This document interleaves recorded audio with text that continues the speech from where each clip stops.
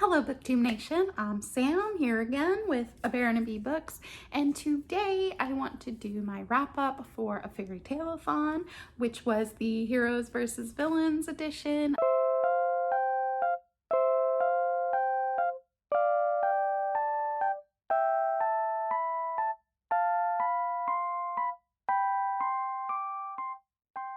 I hope that you were able to join us, and if you were, I hope that you really enjoyed your reading experience.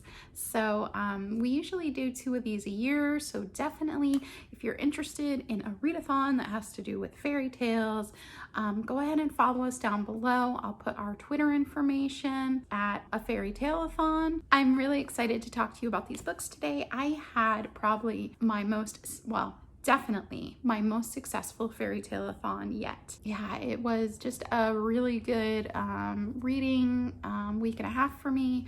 I really got some good books read, and I got quite a few done. So the first book that I completed was All the Stars and Teeth by Adalyn Grace. This was our group pick this time, and we picked this because it kind of has those like mythology, folklore feelings to it. There's a lot of mermaids in here. There's some sea creature type things in here, like pirate feelings.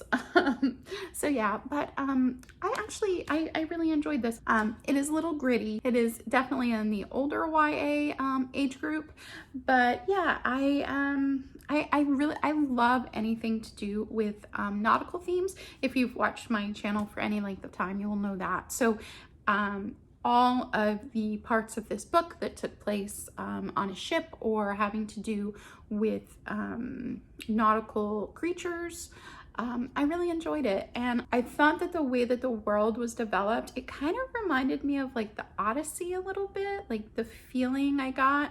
You know, obviously that's a classic, but just the feeling of the journey combined with the quest, combined with like all the seafaring type things. I think that if you like YA fantasy, or if you really enjoy mermaid folklore, or if you really enjoy the Odyssey, I would give this a try. It has a really nice map, and it definitely leaves room to have other books, which I'm not sure how long this series is going to be, but it is listed as #1 of a series. The next one I believe I finished, because I usually read more than one book at a time, but the next one I think I finished was Toads and Diamonds, and this is by Heather Tomlinson.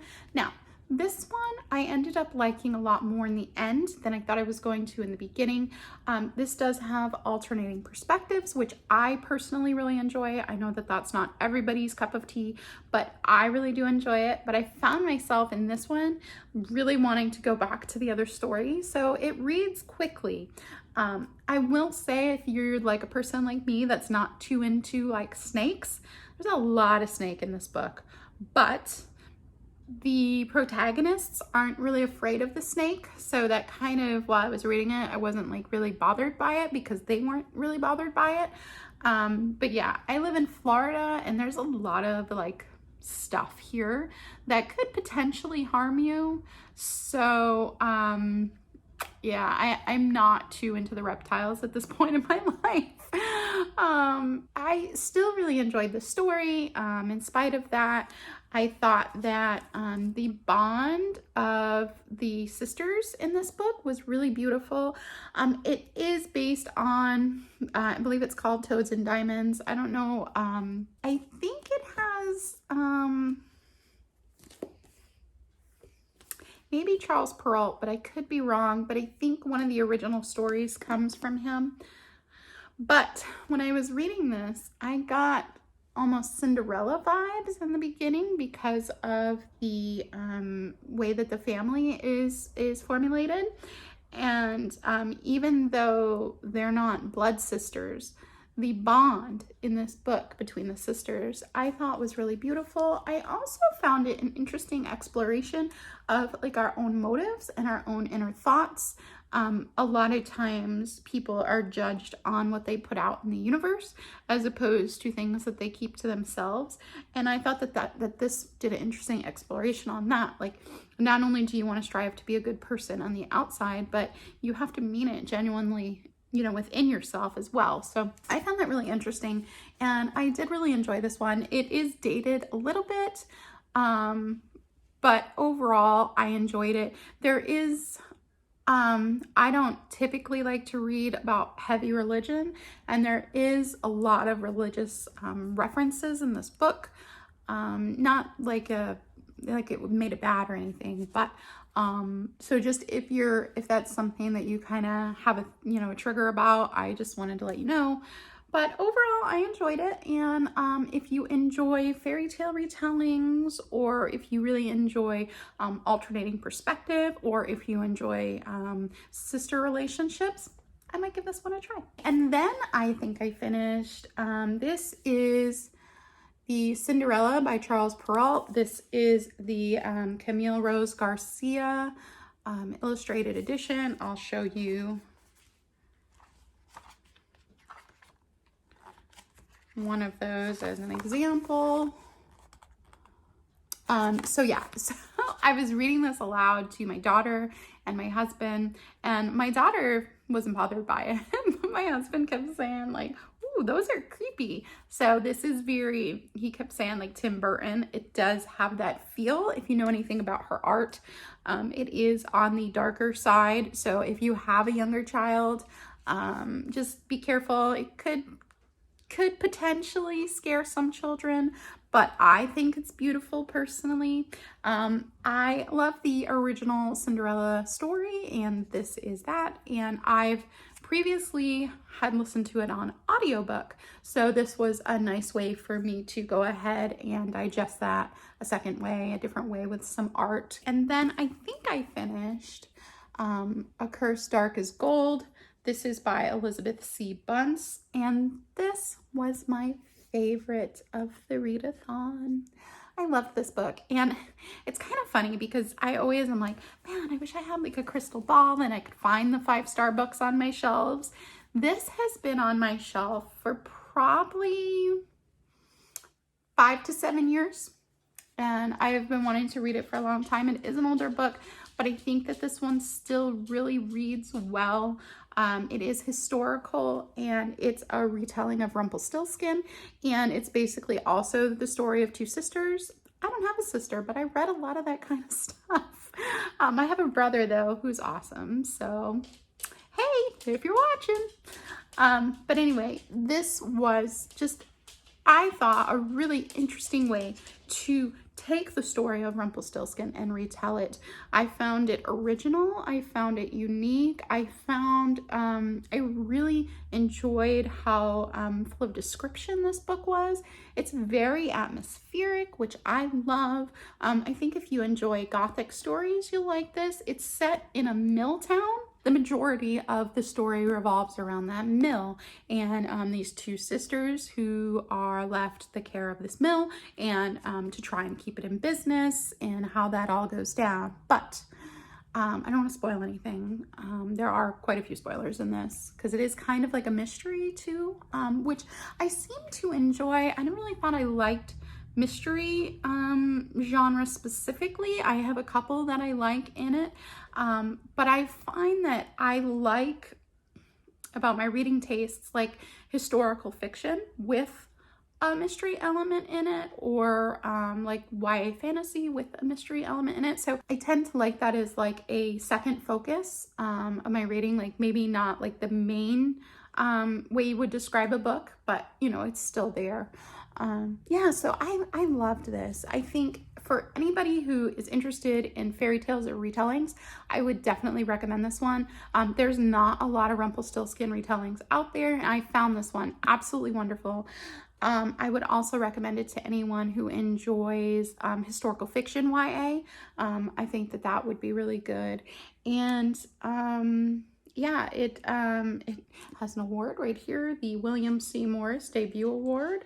And I think she is coming out with another middle grade book later this year, which I was super excited to see because I really enjoy her writing.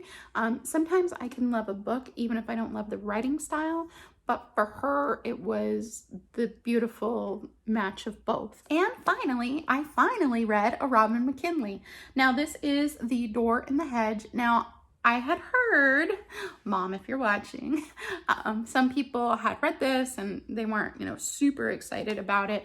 And I had been meaning to read her for a long time. Now, I didn't realize this going in. I should have. But this is, I think it's 4 short stories. Yeah, 4 short stories. So it did still technically count for the prompt, because there are 2 stories in here that have animals in them specifically. So I really liked one of these stories, like really liked. And then one of them I wasn't too fussed about.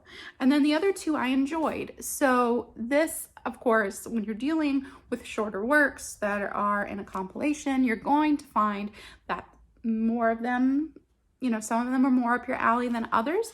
The one that I really enjoyed was The Hunting of the Hind, which I think there might be another retelling out there about that. I'll have to look into it because I really enjoyed the fairy tale elements of that one. And it's a fairy tale that I'm not super familiar with. So if you know of any others, please leave it down in the comments below because I'm interested to read more about that. I enjoyed it so much. But it's basically, that one is basically a hunt, and there's this hind or deer, and it's basically like someone in the kingdom is injured, and it's about how the princess decides to go on the hunt to try, and I'm trying to be very cryptic because I don't want to give anything away because it's such a short story, but she goes on the hunt to try and save the kingdom. I found that the atmosphere and the setting was really well done in that one, and it felt like an original fairy tale to me. It had kind of all the elements where you're a little bit distanced from the characters, but it's talking more like the writing was a little bit more lyrical and a little bit more about kind of the moral and the themes behind the story. Yeah, I really enjoyed that one. The other 3 are, there's the one about the stolen princess, which is kind of like a fae story. There's the Princess and the Frog, and then the 12 Dancing Princesses, which is one of my favorite ones to read retellings from, and I did enjoy that. But yeah, my favorite was The Hunting of the Hind. That one, I think if you could find it on like an ebook or something, I would definitely recommend that. So for me, with a toddler, that is really good reading for me in 10 days. So I am really pleased with myself. I hope that everyone had a wonderful read-a-thon. I do want to just kind of put it out there with the world crazy the way it is right now. I hope that everyone is staying home and taking care of themselves and being good to yourself. Don't forget during times like this, it's good to remember that you're important too and to take time to do things that make you happy. So take care of yourself. If you're a new subscriber, hi, I'm Sam. Hello. If you're a returning subscriber, thank you. I really appreciate that. But anyway, I just want to thank you for being here with me today. Farewell for now. Bye.